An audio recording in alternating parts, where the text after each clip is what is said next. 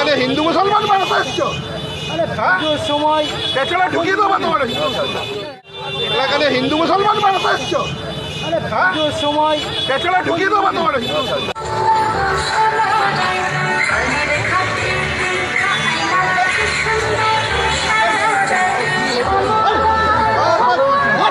ভালো করে নিয়ে আমরা ভালো করবো এখানে হিন্দু সাল বাড়াতে এখানে হিন্দু সাল বাড়াতে ভালো করবো এখানে হিন্দু সাল বাড়াতে হিন্দু মুসলমান বাড়াতে আসছে আপনারা কি করছেন?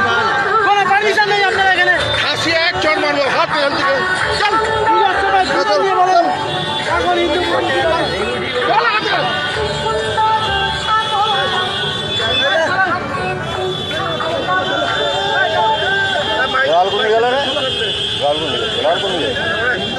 এখানে দাঁড়িয়ে আছে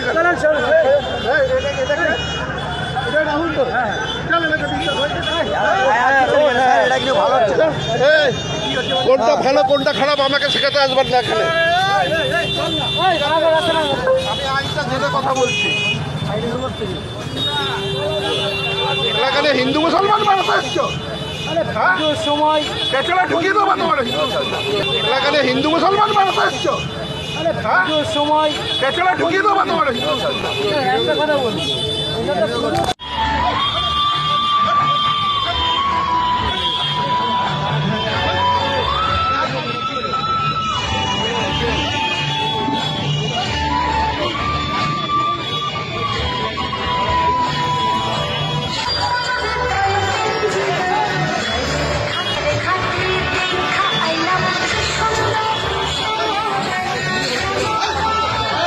নমস্কার, সুধা সাপ্তাহ সুব্রতয়ে আপনাদের স্বাগত জানাই। মমতা বন্দ্যোপাধ্যায়ের শাসনকালে পশ্চিমবঙ্গের পুলিশ তোলামূল ক্যাডারে পরিণত হয়েছে। এটা পশ্চিমবঙ্গের মানুষ চাক্ষুষ সব ক্ষেত্রে উপলব্ধি করতে পারছে।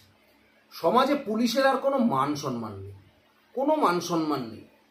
কিন্তু এরা কতটা নিচে নামবে, এদের নির্লজ্জতার সীমা কতটা হবে, এটাই এখন সব থেকে বড় প্রশ্নের বিষয়। এবং শুধুমাত্র নিজেদের ডিউটি বাঁচাতে তা নয়, তার সঙ্গে সঙ্গে পয়সা কামাতে, এক থানায় দীর্ঘদিন ধরে থেকে যাওয়া এবং স্বল্প সময়ে প্রমোশন নেওয়া, এই সমস্ত লোভে তারা তাদের রাজনৈতিক প্রভুদের খুশি করবার জন্য এমন কিছু কাজ করে ফেলছে যেগুলো সত্যি সমাজে একটা বিরূপ প্রতিক্রিয়া তৈরি করছে। যে ভিডিওটা আপনাদের দেখালাম সেই ভিডিওটা হচ্ছে মেটিয়াবুরুজ বিধানসভা।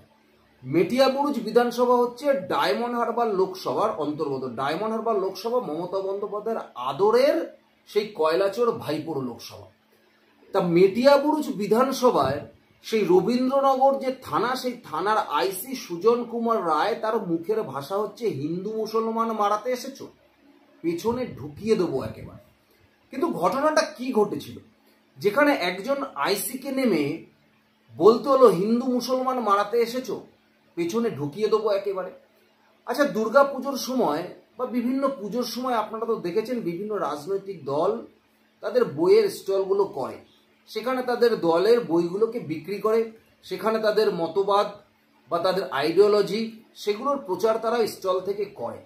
তা ঠিক সেরকম মেটিয়াবুরুজ মন্ডল বিজেপির পক্ষ থেকে একটি বুক স্টল করা হয়েছিল এবং সেখানে কিছু দুস্থ মানুষদের কিছু শাড়ি দেওয়ার ব্যবস্থা করা হয়েছিল। এবং সেই অনুযায়ী দেখেছেন যে পুজোর আগে যখন বিভিন্ন জায়গায় দুস্থ মানুষদের জন্য বস্ত্র বিতরণ প্রোগ্রাম করা হয়, সেখানে বহু মানুষ সেখানে এসে সংগঠিত হয়, জমা হয়, তারা একে একে বস্ত্র নেয় এবং চলে যায়। ঠিক সেরকমভাবে সেখানেও বহু মানুষ এসেছিল, তারা লাইন দিয়ে দাঁড়িয়েছিল, তাদের সেই বুক স্টল থেকে তারা বস্ত্র তুলে দেবে সেই গরিব মানুষের হাতে। হঠাৎ করে সেই মেটিয়াবুরুজ বিধানসভার অন্তর্গত সেই রবীন্দ্রনগর থানার আইসি তার এসআই শেখ কবিরকে নিয়ে উপস্থিত হয় এবং উপস্থিত শুধু হয়েছেই না, তার সঙ্গে সঙ্গে সেখানে তাদের বুক স্টল থেকে সরে যেতে বলা হয় বিজেপি কর্মীদের, ঘাড় ধাক্কা দিয়ে সেখান থেকে বার করে দেওয়া হয়। এমনকি সেই দুস্থ মানুষদের হাতে শাড়িটাও পর্যন্ত দিতে দেওয়া হয়নি। কেন? এখানে নাকি করা যাবে না, এইসব হিন্দু মুসলমান করা যাবে না, তাহলে পেছনে ঢুকিয়ে দেওয়া হবে। আপনি ভাবতে পেরেছেন? কিছুদিন আগেই এই পুলিশের বউগুলো যখন সাংবাদিক বৈঠক করে পুলিশের মান সম্মান নষ্ট হচ্ছে, তাদের ছেলেমেয়েরাও নাকি স্কুলে পড়ে, এই নিয়ে বড় বড় কথা বলেছিল, তা আজকের দিনে দাঁড়িয়ে সেই পুলিশ অফিসারই যখন রাস্তায় নেমে একজন বিরোধী দলের সাধারণ কর্মীকে বলছে হিন্দু মুসলমান মারাতে এসেছ, পেছনে ঢুকিয়ে দেবো, তাহলে এখন সেই পুলিশের বউগুলো কোথায়? এখন সেই পুলিশের বউগুলো কোথায়? এবং বিপরীত দিকে আর একটা প্রশ্ন, যে যখন অন্য আর এক সম্প্রদায়ের লোকজন রাস্তায় বেরোয়, যখন উত্তরপ্রদেশে আই লাভ মোহাম্মদকে নিয়ে র্যালি বেরিয়েছিল বলে সেখানকার সরকার তাদের গ্রেপ্তার করেছে বলে এখানে আজকে বিভিন্ন জায়গায় মুসলমানরা রাস্তায় নেমে রাস্তা অবরোধ করছে, আই লাভ মোহাম্মদের পোস্টার লাগাচ্ছে বিভিন্ন জায়গায়, যেখানে বাঙালির শ্রেষ্ঠ উৎসব দুর্গা পুজো চলছে সারা কলকাতা জুড়ে, সেখানে দাঁড়িয়ে এই পুলিশের কোনো ক্ষমতা হবে যে তাদেরকে গিয়ে দুটো কথা বলার? এই পুলিশের ক্ষমতা হবে সেই আই লাভ মোহাম্মদের পোস্টার নামিয়ে দেওয়ার? তাদেরকে গিয়ে বলার ক্ষমতা হবে যে হিন্দু মুসলমান মারাতে এসেছো, পেছনে ঢুকিয়ে দেবো? বলার ক্ষমতা হবে? বলার ক্ষমতা হবে না, একবারও বলার ক্ষমতা হবে না। কিন্তু যেহেতু মেটিয়া বুরুজ মুসলিম এলাকা, তাই সেখানে কেন বিজেপির লোকরা আসবে? তারা কেন বইয়ের স্টল দেবে? তারা কেন দুস্থদের শাড়ি দেবে?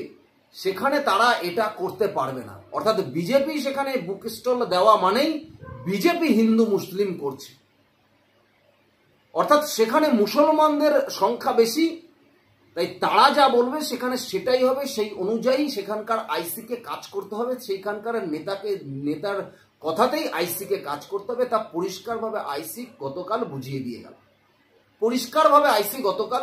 গেল, কোনো মুসলিম এলাকায় দাঁড়িয়ে কোনো আইসির এই পশ্চিমবঙ্গের বুকে হিম্মত আছে যে আইসি আজকের দিনে দাঁড়িয়ে এই বিজেপি কার্যকর্তারা, বিরোধী দলের কার্যকর্তাদের বলেছেন যে হিন্দু মুসলমান করতেছো, পেছনে ঢুকিয়ে দেবো? সেই আইসির পেছনে ক্ষমতা আছে, সেই আইসির নিম্ন অঙ্গে ক্ষমতা আছে কোনো মুসলমান এলাকায় দাঁড়িয়ে এই ধরনের কথা বলার? নেই, পারবে না।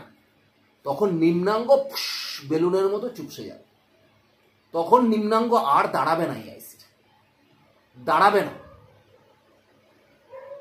যত এদের পুরুষত্ব, এরা হিন্দু এলাকায় বিরোধী দলের উপরে দেখাতে আসে, অন্য জায়গায় দেখানোর ক্ষমতা এদের নেই, অন্য জায়গায় দেখানোর ক্ষমতা। ঘটকপুকুরে দিনের পর দিন আজকে রাস্তা অবরোধ করে রেখেছে, ঘন্টার পর ঘন্টা। তারপরে দাঁড়িয়ে এই পুলিশ সেই রাস্তা ফাঁকা করার জন্য কোনো রকম কোনো ইনিশিয়েটিভ নিচ্ছে না। কেন? উত্তরপ্রদেশে কেন আই লাভ মোহাম্মদের পোস্টার বেরিয়েছে, তাদেরকে কেন গ্রেপ্তার করে? নবরাত্রির সময় কিসের আই লাভ মোহাম্মদের পোস্টার বেরোবে? কেন বেরোবে? আজকে কলকাতায় দুর্গাপুজো, বাঙালিদের শ্রেষ্ঠতা, সেখানে আই লাভ মোহাম্মদের পোস্টার সারা জায়গায় কেন লাগানো থাকবে? দেখেছেন প্রশাসনের পক্ষ থেকে কোনো স্টেপ নিতে? দেখেছেন সেই পোস্টার খুলিয়েছে? শাসক দল কোনো কথা বলেছে? সিপিএম কোনো কথা বলেছে? না। এই নিয়ে তারা কেউ কথা বলবে না, কিন্তু কোনো মুসলিম পড়বে, কোনো হিন্দুরা কোনো পোস্টার লাগাক, তখন বলবে সাম্প্রদায়িক। দেখুন বিজেপি সাম্প্রদায়িক তাস খেলছে। তার মানে যে মুসলমান হবে সে শুধু মুসলমানই হবে, যে খ্রিস্টান হবে সে শুধু খ্রিস্টানই হবে, যে বৌদ্ধিস্ট হবে সে শুধু বৌদ্ধিস্টই হবে। একমাত্র যে হিন্দু হবে তাকে ধর্মনিরপেক্ষ হতে হবে, তাকে হিন্দু হওয়া যাবে না। তবে এই শাসন তো চলতে পারে না, সবকিছুর একটা শেষ আছে। 2011 সালে সিপিএমেরও শেষ হয়েছিল। তাই মমতা বন্দ্যোপাধ্যায় আর এই রবীন্দ্রনগর থানার আইসি এই সুজন কুমার রায় ভালো করে তারিখটা আপনার ডায়েরিতে লিখে রেখে দেবেন। এই বিজেপি সরকারের আমলে আপনাকে চাকরি করতে হবে।